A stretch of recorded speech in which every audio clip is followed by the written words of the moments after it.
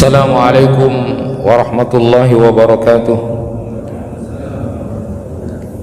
Alhamdulillahi rabbil alamin, wa bihi nasta'inu ala umuri dunya waddin. Ashhadu an la ilaha illallah wahdahu la syarika lah, wa ashhadu anna Muhammadan abduhu wa rasuluh. Allahumma salli wa sallim ala nabiyyina Muhammad wa ala alihi wa ashabihi ajma'in. Rabbi shrah li sadri wa yassir li amri wahlul 'uqdatam min lisani yafqahu qawli. Amma ba'd. Jamaah kuliah subuh yang dirahmati Allah, kita ingin melanjutkan kajian kita tentang eskatologi. Saat ini kita akan bahas tentang tanda-tanda kiamat kecil, tanda-tanda sughra dari kiamat itu. Jamaah, di kitabnya Syekh Umar Abdul Kafi itu Al-Wa'dul Haq, itu beliau memberikan sebuah gugahan kepada kita, mengapa hati kita tidak tergugah, tidak terguncang ketika membaca ayat-ayat Al-Quran itu, padahal di sana ada 2378 ayat. Di antara 6236 ayat itu yang berbicara tentang hari kiamat.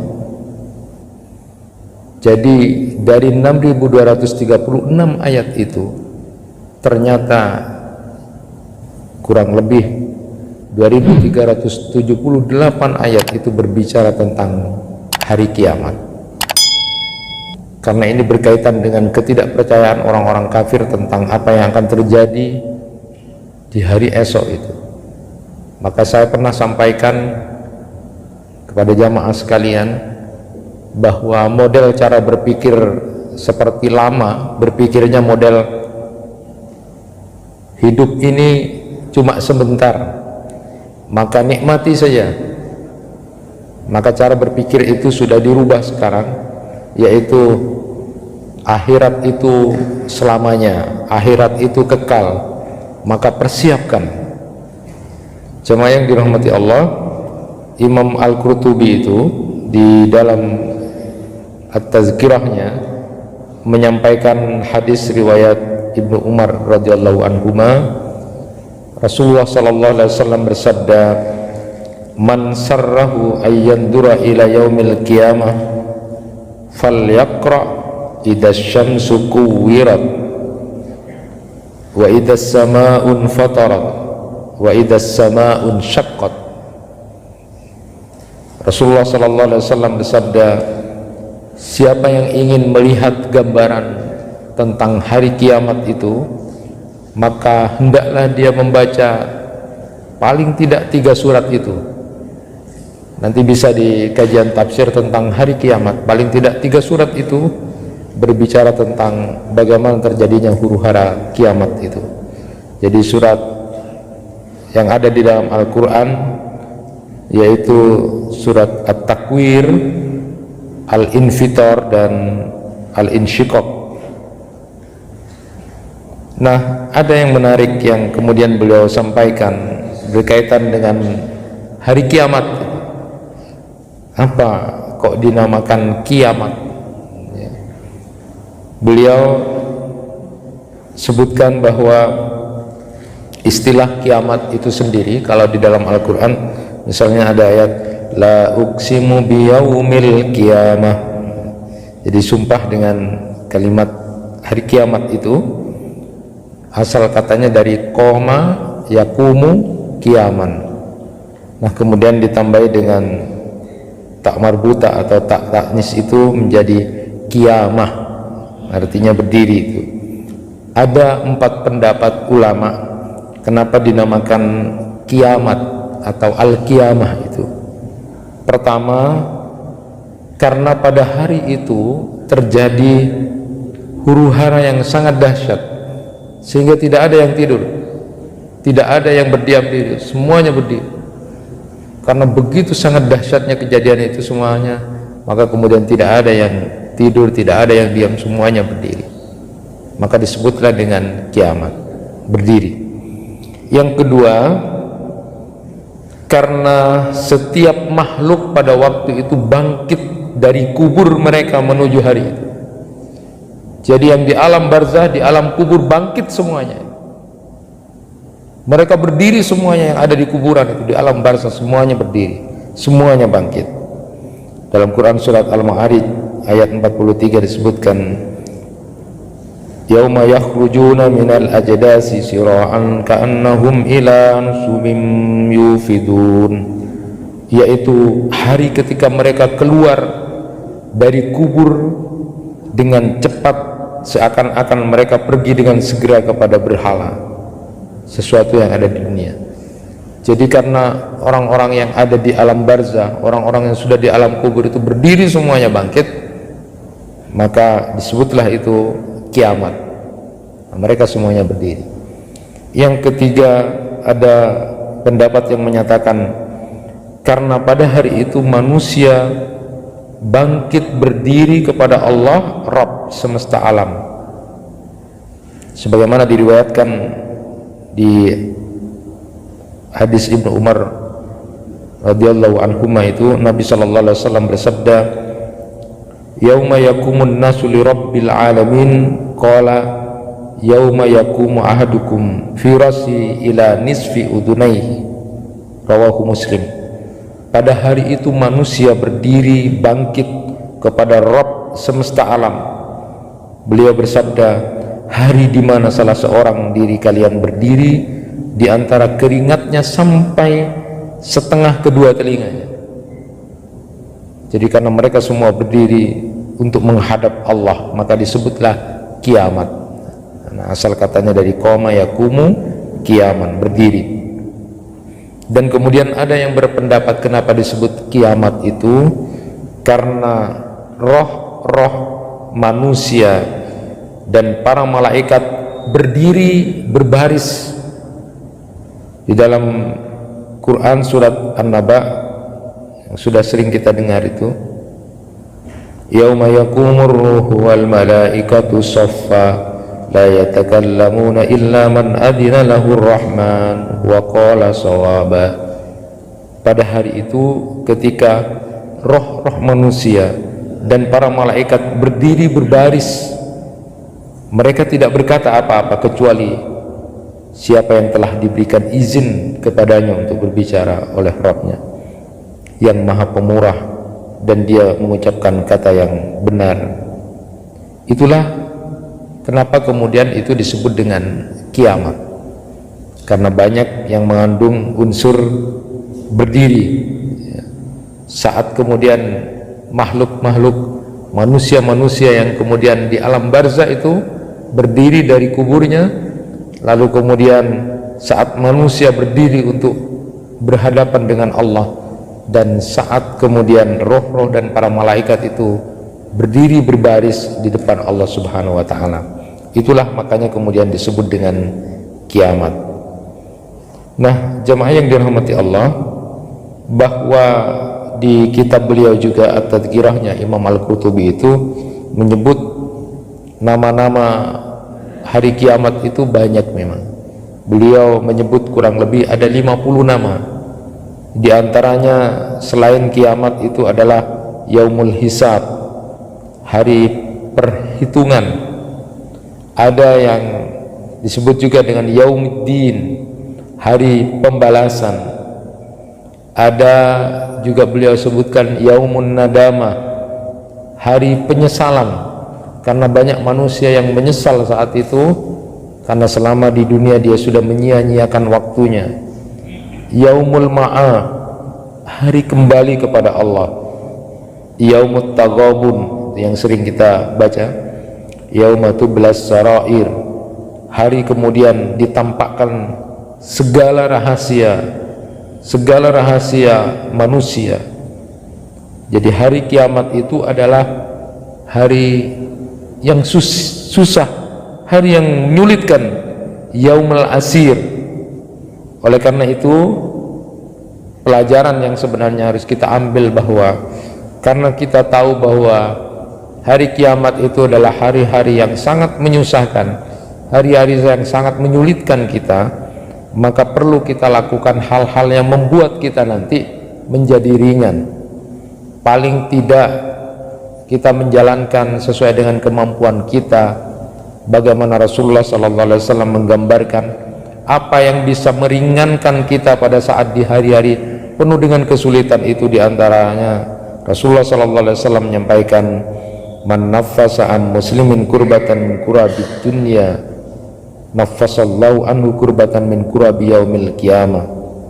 Siapa yang kemudian sedikit memberikan kelonggaran terhadap kesulitan saudaranya, maka nanti Allah akan melonggarkan di antara sekian banyak kesulitan-kesulitan di hari kiamat.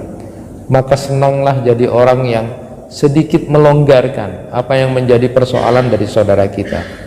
Memang tidak tuntas kita membantu. Misalnya ada orang yang butuh uang 1 juta, kita hanya bisa membantu 250, kita hanya bisa membantu 500 misalnya. Itu namanya mengeluarkan dari kesulitan. Memang tidak tuntas, tetapi perilaku-perilaku kita memberikan jalan keluar walaupun tidak sampai tuntas kepada saudara kita, maka itu adalah jalan-jalan yang akan membuat kita menjadi ringan nanti di antara sekian banyak kesulitan-kesulitan di hari kiamat itu. Apalagi kemudian wa may yassara ala musirin yassarallahu alaihi fid dunya wal akhirah. Apalagi kita kemudian memudahkan urusan saudara kita, maka Allah akan memudahkan urusan kita di dunia dan akhirat.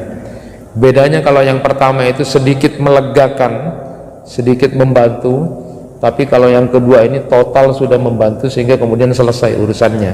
Itu namanya memudahkan. Nah, nanti Allah akan mudahkan urusannya di dunia dan akhirat. Oleh karena itu perilaku ketika kita memahami tentang hari kiamat yang begitu sangat dahsyat dan sangat menyulitkan ini, maka usaha untuk kita kemudian bisa diringankan oleh Allah di antara sekian banyak kesulitan nanti di hari kiamat adalah sukalah paling tidak memberi sesuai dengan kemampuan. Tidak harus uang, tapi memberi bantuan sesuai dengan kemampuan kita, sedikit memberikan jalan keluar.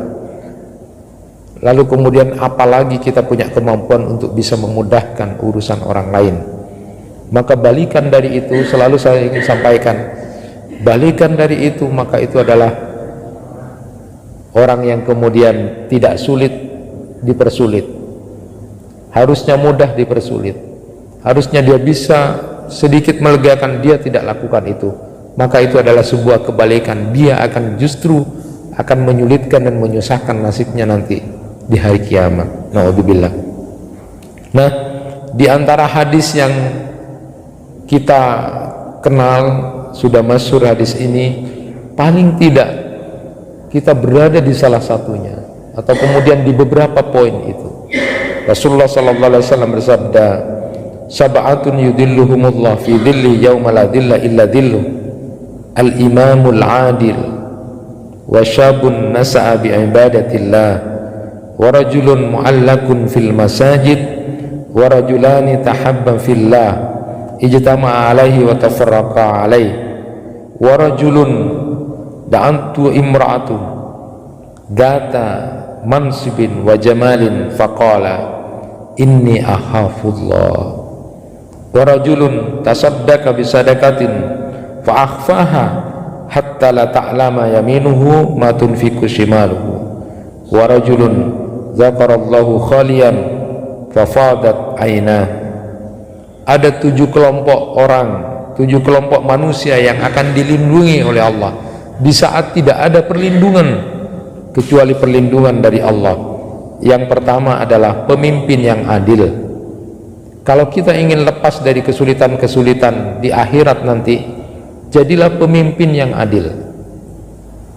Kalau bapak-bapak kebetulan menjadi seorang pemimpin, peran apapun, di jabatan apapun, maka jadilah pemimpin yang adil. Karena kalau jadi pemimpin yang adil, nanti Allah akan keluarkan dari kesulitan-kesulitan di hari kiamat, dan Allah akan memberikan perlindungan di saat tidak ada perlindungan kecuali perlindungan dari Allah.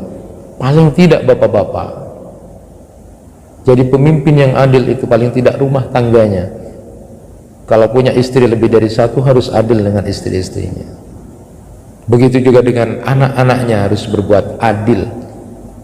Ada hadis yang diriwayatkan oleh beberapa sahabat itu yang kemudian menyatakan bahwa ada orang tua yang kemudian tidak jadi masuk surga gara-gara dia tidak berlaku adil kepada anak-anaknya.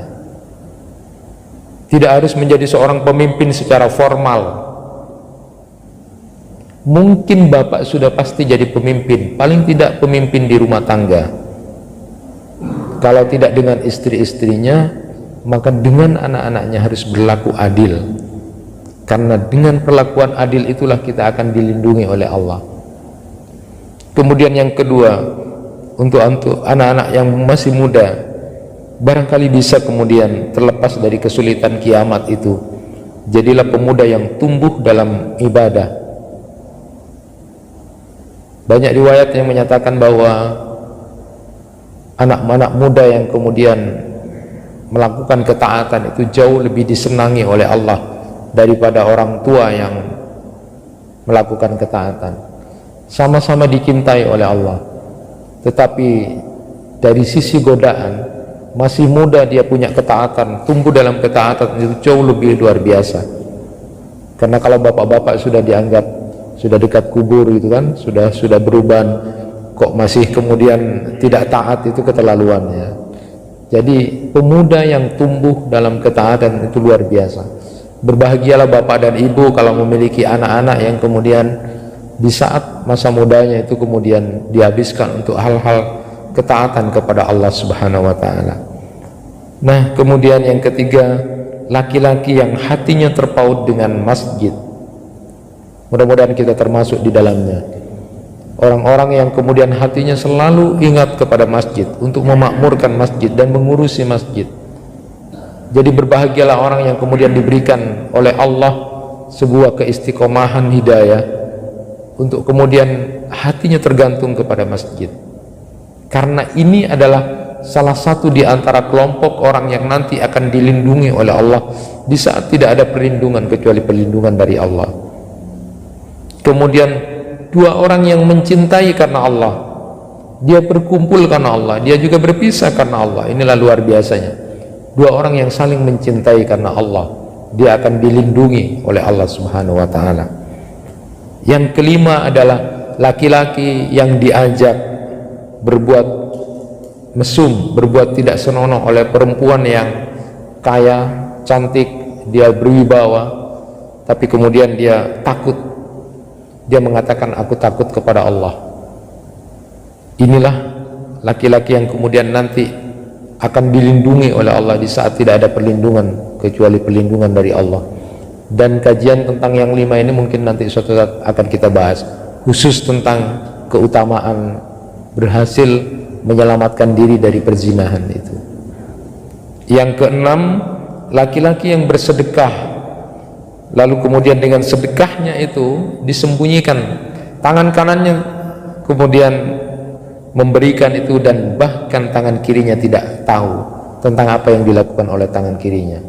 Ini juga amalan yang luar biasa, amalan yang tidak diketahui orang ini justru akan lebih banyak mempunyai nilai pahala di hadapan Allah karena dia terbebas dari riya. Tetapi hati-hati, ada riwayat yang juga menyebutkan bahwa ada orang yang sudah beramal itu sudah disembunyikan, tidak ada yang tahu, tapi dia tidak tahan suatu saat cerita juga gitu, cerita ongkuna sabten ko ano, akhirnya kemudian harusnya itu menjadi amal rahasia, ternyata menjadi amal yang kemudian terbuka lagi dan kemudian bisa menyurutkan nilai pahalanya. Karena tidak sabarnya manusia kadang-kadang, ongkuna ano sabten wa, harusnya cukup saja didiamkan gitu. Nah, orang yang seperti ini nanti akan dilindungi oleh Allah. Dan yang ketujuh, yang terakhir itu adalah orang yang berzikir kepada Allah dalam keadaan sendiri, lalu kemudian dia menangis kepada Allah, mengingat dosa-dosanya dan kemudian mengingat nasibnya di masa yang akan datang. Itu diantara kelompok orang-orang yang kemudian nanti di hadapan Allah Subhanahu wa ta'ala akan dilindungi di saat tidak ada perlindungan kecuali perlindungan dari Allah Subhanahu wa taala. Mudah-mudahan kita termasuk di dalamnya. Amin ya rabbal alamin. Jamaah, Syekh Mahir Ahmad itu dalam Asratus Sa'ahnya itu kemudian memberikan gambaran kapan datangnya hari kiamat itu. Quran surat Toha ayat 15 sampai 16 menyebutkan inna sa'ata atiyatun akadu fiha lituzza kullu nafsin bima tas'a fala yasuddannaka anna man la yu'minu biha wattaba'a hawahu fatarda. Sesungguhnya hari kiamat itu akan datang, aku merahasiakan waktunya agar tiap-tiap diri itu dibalas dengan apa yang dia usahakan. Maka sekali-kali janganlah kamu dipalingkan daripadanya oleh orang yang tidak beriman kepadanya dan orang-orang yang mengikuti hawa nafsunya yang menyebabkan kamu menjadi binasa. Nah, inilah hadirin yang dirahmati Allah. Jadi kepastian kapan kiamat itu dirahasiakan oleh Allah. Dua hal yang tidak kita ketahui di antara hal gaib itu adalah tentang kapan kita mati dan kapan pastinya terjadi kiamat itu. Tetapi dua hal yang pastinya tidak tahu ini Allah kemudian berikan tanda-tanda, bukan kemudian tidak disebutkan tanda-tandanya. Walaupun kapan pastinya mati kita tidak tahu, kapan pastinya hari kiamat kita tidak tahu, tetapi Allah Subhanahu wa taala memberikan tanda-tanda. Tanda-tanda buat kita mati adalah pada saat kita sudah tua, uban sudah mulai ada, tulang sudah mulai nyongaronyo, sudah mulai semuanya tidak seperti dulu. Itu tanda-tanda. Kiamat juga begitu. Kiamat walaupun tidak tahu kapan pastinya, tetapi Allah Subhanahu wa taala memberikan tanda-tanda itu. Dan paling tidak tanda-tanda kiamat itu ada ulama yang menyatakan paling tidak dua. Ada tanda-tanda kecil atau tanda-tanda sugro, ada yang tanda-tanda kubro. Tetapi ada juga ulama yang membagi tiga tanda-tanda kiamat itu. Ada tanda-tanda kiamat kecil, sugro itu, lalu kemudian ada tanda-tanda kiamat wusto yang sedang berjalan dan akan berjalan, dan ada juga kemudian nanti pada saat tanda-tanda kiamat kubro yang itu sudah mendekati terjadinya kiamat. Nah, saya coba pada kesempatan ini sedikit sampaikan tentang beberapa tanda-tanda terjadinya kiamat kecil, tanda-tanda kecil terjadinya kiamat itu. Jemaah, ada yang menarik. Menurut para pakar geologi itu sebenarnya dengan menggunakan metode radiosotop itu, bahwa umur bumi kita ini sudah lebih dari 5 miliar tahun. Jadi umurnya bumi yang kita tempati ini setelah pakai metode radiosotop itu umurnya sudah lebih dari 5 miliar tahun. Maka wajar kalau kemudian ibarat kita yang sudah tua itu sudah mulai batuk-batuk, sudah mulai pilek, sudah mulai ada hal yang kurang. Maka wajar kalau bumi ini kemudian menampakkan tanda-tandanya yang sudah mulai sedikit guncang, gunung sudah mulai terasa kemudian mau tumpah, lautan begitu juga, karena sudah 5 miliar tahun bumi kita ini. Dan lebih menarik lagi ketika pada tahun 1990, dan ini dicatat di kitabnya Syekh Mahir As-Sufi itu, ketika membicarakan tentang kiamat. Dulu tahun 1990 di Brussels, Belgia itu diadakan muktamar ilmiah. Para astronom di sana berkumpul, ahli-ahli tentang alam itu berkumpul di sana semuanya, membicarakan ilmu pengetahuan tentang alam semesta ini. Dan pada titik kesimpulan umurnya bintang itu berapa miliar tahun, semuanya dibahas. Umurnya matahari itu berapa, semua dibahas.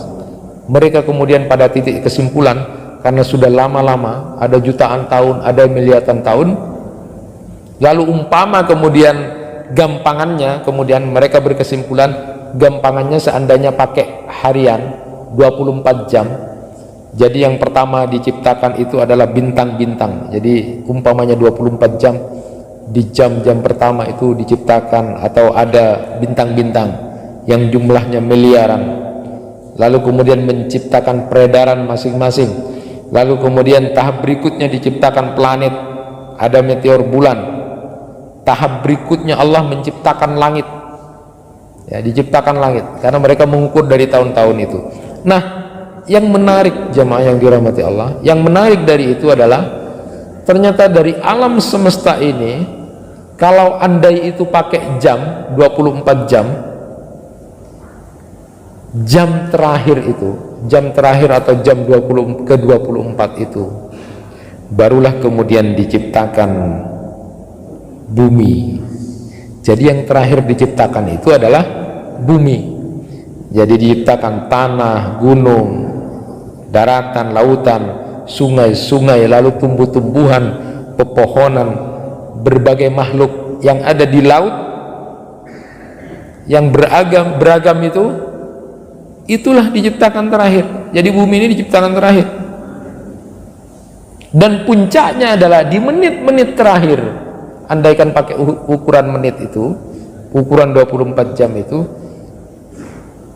puncaknya adalah penciptaan atau diciptakannya manusia. Jadi kita ini ciptaan Allah yang terakhir. Jadi ibarat satu hari mau habis, mau kiamat, mau hancur alam ini, hari, waktu, tinggal berapa menit saja, barulah kemudian manusia itu diciptakan. Jadi tinggal beberapa menit, maka kemudian diciptakanlah manusia, lalu kemudian terjadilah kiamat. Ini pendapat dari para ahli astronom itu, orang-orang yang berkumpul untuk membicarakan ilmu pengetahuan. Dan saya kemudian sempat tadi malam itu baca kitabnya Ibnu Qayyim al-Jauziyah tentang di Al-Fawaid itu, tentang faedah manusia diciptakan terakhir oleh Allah. Ini luar biasa memang. Jadi kita ini makhluk yang diciptakan terakhir, sudah menjelang terakhir waktunya, artinya menjelang kiamat. Ada 10 yang beliau sampaikan, tapi sampaikan 2 saja. Beliau menyatakan hikmah diciptakannya manusia sebagai makhluk terakhir ciptaan Allah itu, ya. Yang pertama itu diciptakan pertama adalah kolam, ya, kolam. Jadi untuk menulis tentang apa yang akan terjadi, manusia itu terakhir. Salah satu di antara hikmahnya kalau kolam itu adalah berkaitan dengan ilmu, maka ayat yang pertama kali turun adalah Iqra, dan manusia itu adalah alim yang berilmu. Nah, salah satu hikmahnya adalah beliau sebutkan goyah tujuan penciptaan sesungguhnya itu adalah manusia. Maka langit, bumi, bintang, semua yang diciptakan di alam ini goyahnya adalah untuk manusia.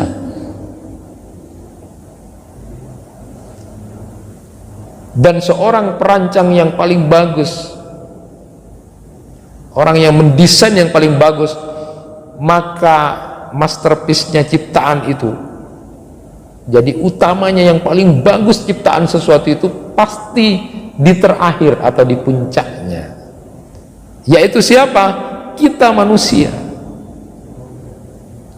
Sehingga pada saat nanti alam ini sudah kiamat, siapa yang dimintai tanggung jawab? Bukan makhluk-makhluk yang lain, bukan bintang, bukan langit, bukan binatang-binatang itu, tapi justru kitalah manusia yang merupakan ciptaan Allah yang terakhir di menit-menit terakhir alam ini yang diciptakan Allah. Kitalah nanti yang akan dimintai tanggung jawab.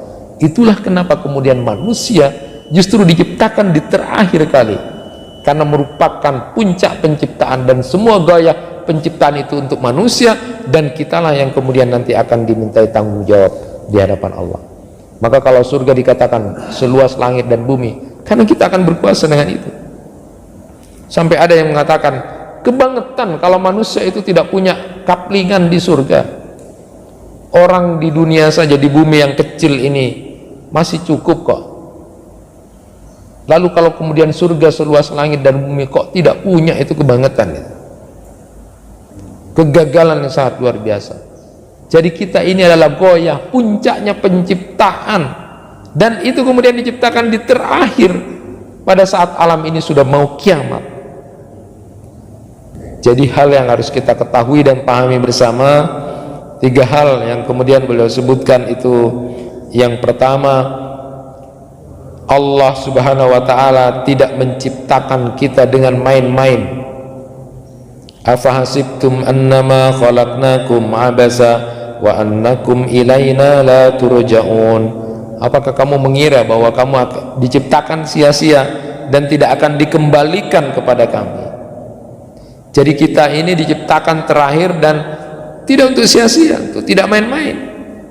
Kita ini puncaknya makhluk Allah, berada di akhir sebelum kiamat, dan kemudian kita yang justru akan bertanggung jawab, dimintai tanggung jawab oleh Allah.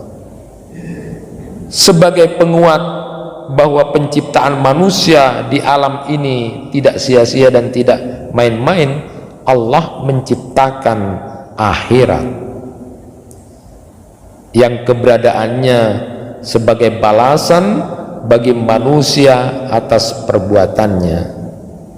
Quran surat An-Najm 31, walillahi ma fis samawati wa ma fil ard yajziyal ladzina asa'u bima amilu wa yajziyal ladzina ahsanu bil husna. Dan kepunyaan Allah lah apa yang ada di langit dan apa yang di bumi, supaya dia memberi balasan kepada orang-orang yang berbuat jahat terhadap apa yang telah mereka kerjakan, dan memberi balasan kepada orang-orang yang berbuat baik dengan pahala yang lebih baik. Dan yang ketiga, Allah subhanahu wa ta'ala menciptakan manusia bukan untuk dihancurkan, melainkan untuk kekekalan. Betul kita diciptakan oleh Allah terakhir sudah menjelang kiamat, tetapi kita diciptakan bukan untuk dihancurkan di hari kiamat itu, tetapi kita diciptakan untuk kekekalan, karena setelah kiamat kita akan hidup kembali untuk selama-lamanya, untuk sebuah kekekalan. Maka sekali lagi, akhirat itu selamanya.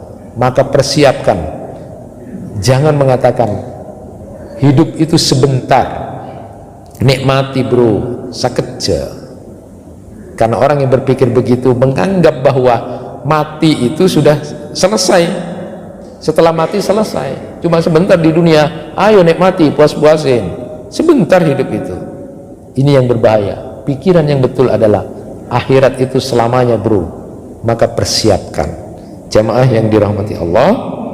Nah, ternyata apa yang disampaikan para ahli astronom ini, ternyata kalau kita kaitkan dengan banyak ayat-ayat Al-Quran, sudah jelas.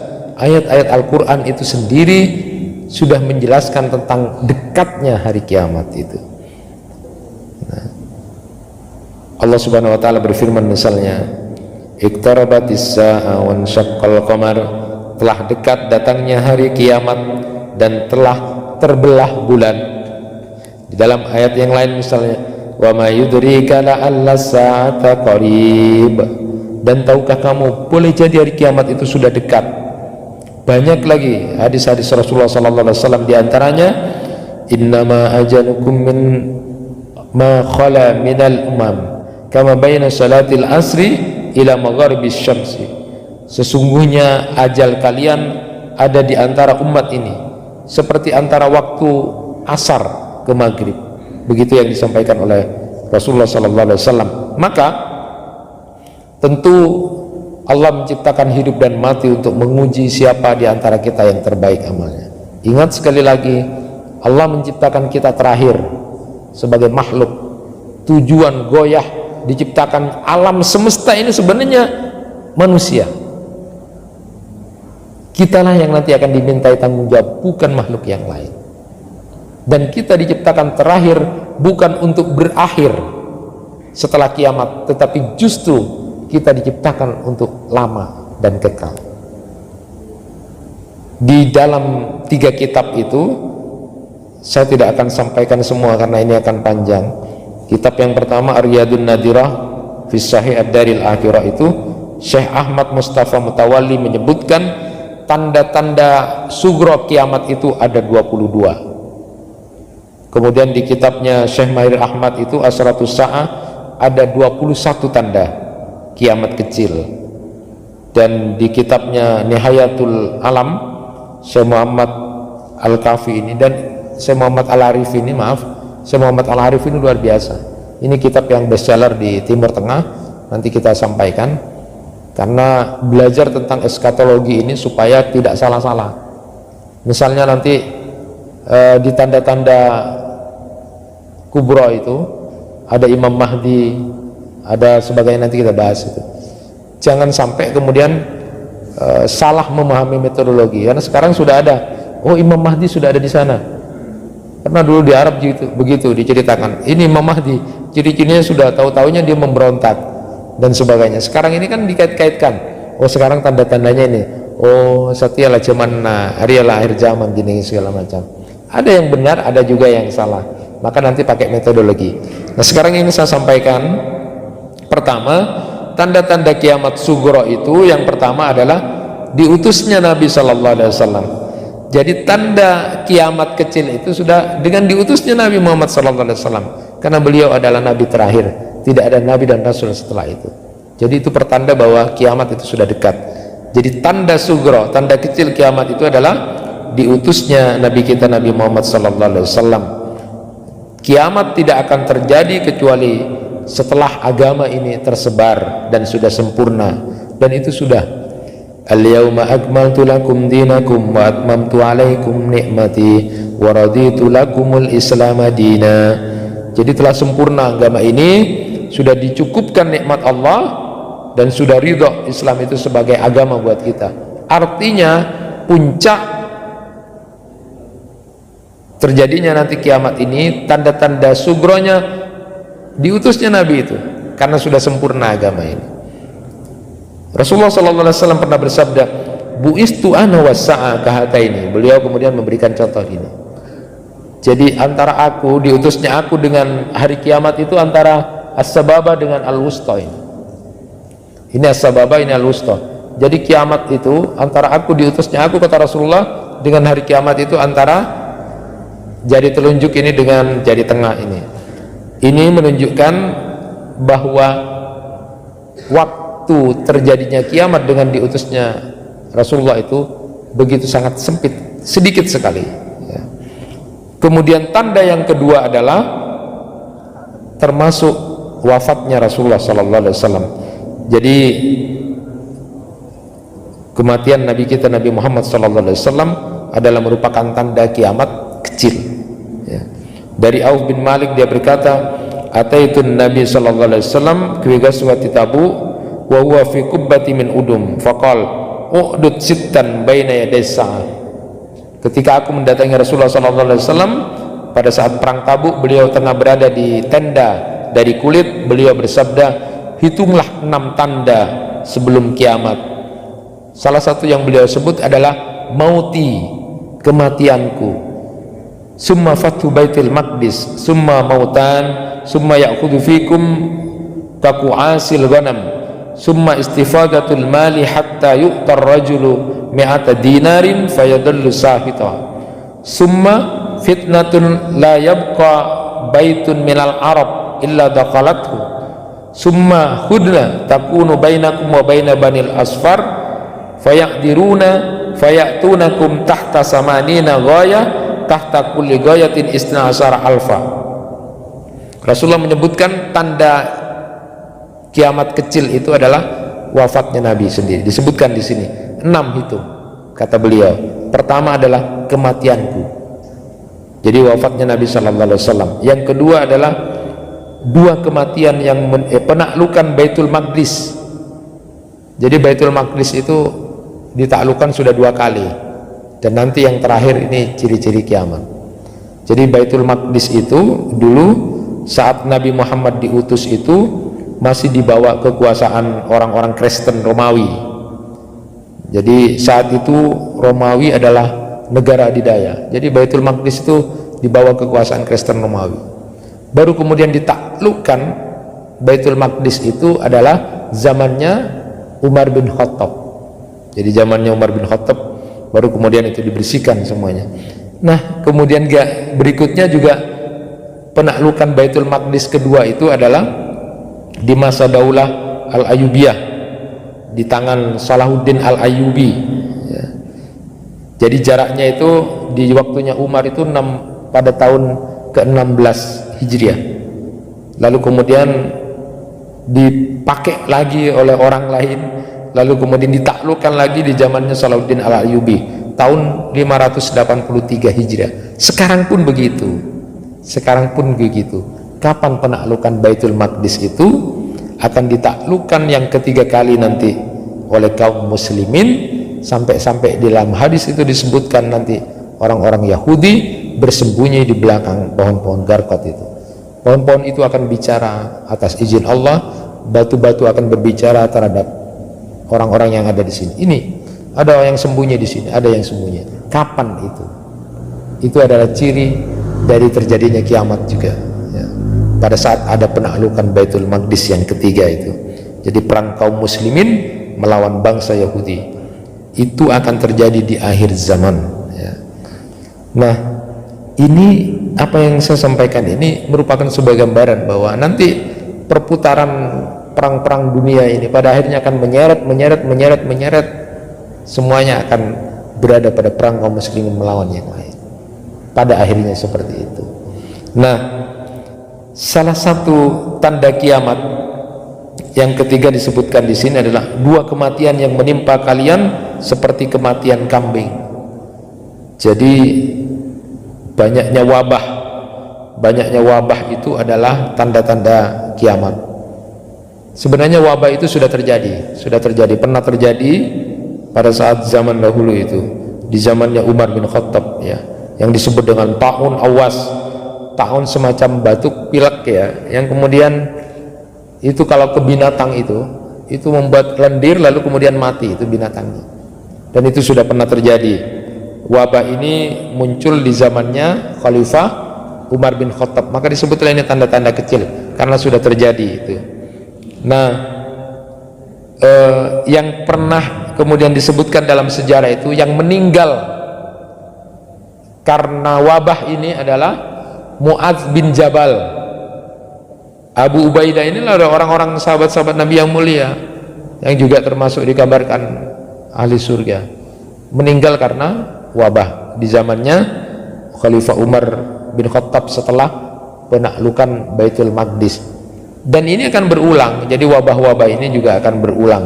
Itu tanda bahwa akan terjadi kiamat. Ini tanda-tanda kecil saja. Kemudian kiamat belum akan terjadi sampai kemudian suatu saat harta melimpah.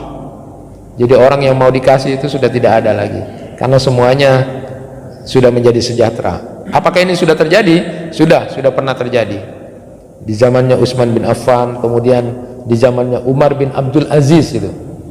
Di zamannya Khalifah Umar bin Abdul Aziz tidak ada orang yang mau dizakat itu. Jadi mustahiknya sudah tidak ada, semuanya menjadi muzaki, semuanya jadi orang yang ahli zakat, yang mau memberi, yang mau nerima tidak ada. Itu zamannya Umar bin Abdul Aziz. Dan ini kemudian nanti suatu saat akan berulang. Salah satu tanda kiamat lagi adalah terjadinya malapetaka besar di bangsa Arab. Kita akan bahas lebih dalam nanti. Kemudian yang terakhir ini yang belum terjadi, kita akan mengadakan perjanjian dengan Bani Asfar. Bani Asfar itu adalah orang-orang berkulit putih. Kalau dulu adalah orang-orang Roma dan Persia itu. Tapi kalau nanti orang-orang kulit putih adalah orang-orang Barat, orang Eropa, orang Amerika. Dan nanti akan terjadi pengkhianatan di situ. Dan mereka semuanya bawa dengan pasukan besar 12.000. Siap-siap saja kalau kita masuk dalam akhir zaman. Kalau umur kita sampai, kalau tidak mati duluan ya, mungkin generasi berikutnya. Nah, ciri yang umum tentang kiamat sughra ini adalah terbelahnya bulan. Seperti yang sampaikan tadi, Allah Subhanahu wa taala berfirman, iqtarabatis saa'ah wan syaqqal qamar. Jadi Imam Ibnu Katsir itu menyebutkan dulu orang-orang kafir itu tidak percaya dengan Rasulullah.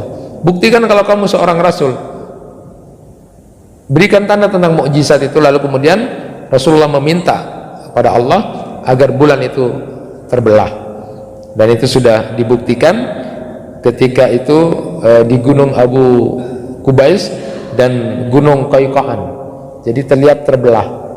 Dan ada sekarang foto dari dokumentasi dari NASA yang menyebutkan bahwa ada retak di bulan itu. Jadi ketika pernah ke bulan, kemudian difoto semuanya bulan itu, kemudian ada tanda retak. Karena tanda retak itu memang pernah kemudian Allah kemudian pisahkan bulan itu sebagai bukti mukjizat Rasulullah. Itu adalah tanda-tanda kiamat kecil. Artinya Allah menunjukkan mukjizat itu. Lalu kemudian api muncul dari tanah Hijaz, dan ini sudah pernah. La taqumus sa'ah hatta takhruju narum min ardil Hijaz. Pernah muncul di akhir tahun 654 Hijriah di Hijaz, di Madinah itu. Nah, jamaah yang dirahmati Allah, itu tanda-tanda kiamat kecil yang kemudian secara alam tampak. Nanti kita akan bahas secara sosial. Secara sosial ternyata tanda-tanda kiamat kecil ini sudah banyak dan bisa dirasakan. Sudah pernah terjadi dan berulang-ulang terjadi. Contohnya adalah orang yang mengaku nabi dan rasul. Itu sudah disebutkan oleh Rasulullah SAW. La taqumus sa'ah hatta yub'asu dajjal kadzab kulluhum yaz'umu annahu Rasulullah. Tidak akan terjadi kiamat sampai nanti akan banyak orang yang mengaku nabi, mengaku rasul, dan itu sudah terjadi dan bisa berulang-ulang. Amanat hilang, keadilan sosial sudah menjadi kacau, munculnya kaum kaki tangan penguasa zalim yang menyiksa, menyakiti umat atau rakyat kecil. Itu tanda-tanda kiamat kecil. Nanti disebutkan qaumum ma'ahum syatun ka'adnabil baqar yadribuna biar nas. Jadi ada kaki tangan penguasa zalim, penguasa zalim itu yang kemudian menyiksa, menyakiti rakyatnya. Itu tanda-tanda sosial, ya. Kemudian disebutkan juga tanda-tanda kiamat itu adalah sedikitnya ilmu, banyaknya kebodohan, perzinahan tersebar luas, khamar diminum, kaum lelaki sedikit dan kaum wanita banyak. Ini belum terjadi. Sudah terjadi apa belum, ya? Jangan berharap, ya. Nanti suatu saat nanti kaum wanitanya lebih banyak dari bapak. Bahkan di riwayat lain disebutkan bapak satu laki-laki itu diikuti 40 wanita untuk minta perlindungan. Bahkan di riwayat lain disebutkan satu laki-laki itu diikuti 50 wanita. Tapi tidak usah dibayangkan itu, ya Pak, karena itu berarti artinya sudah dekat kiamat justru, ya. Biler, ya. Engkau etoro ana saya begini, ya. Jangan, itu berarti sudah mau kiamat itu. Jadi tidak akan terjadi kiamat kecuali sudah jumlah perempuan itu jauh lebih banyak daripada laki-laki. Dan ini juga dijadikan alasan poligami, ya. Bolehnya poligami, keadaan seperti itu. Tapi jangan berharap itu, Pak, karena itu sudah berarti sudah dekat kiamat, ya. Lalu juga akan banyak pembunuhan. Al-Haraj itu banyak disampaikan. Pembunuhannya ini antara tetangga, saudara, famili. Itu bukan pembunuhan secara umum. Jadi nanti akan banyak. Kalau sudah tanda banyak pembunuhan itu terjadinya tanda-tanda kiamat kecil.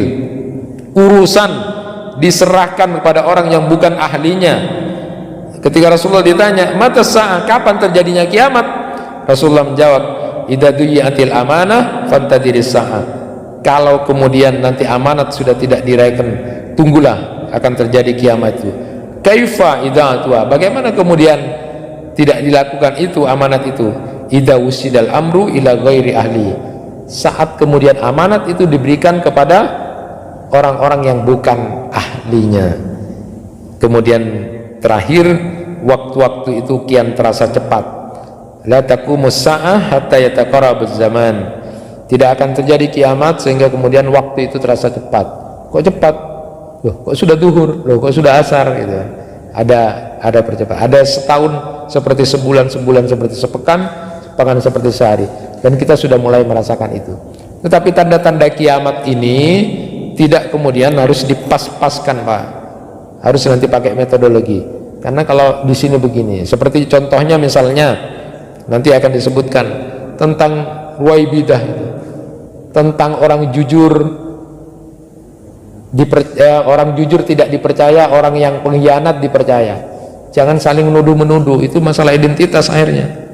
Ruwaibidah, orang bodoh, orang tak bermolar berbicara tentang umat, akhirnya dikait-kaitkan. Itu loh, sekarang tanda-tanda kiamat sudah. Kenapa?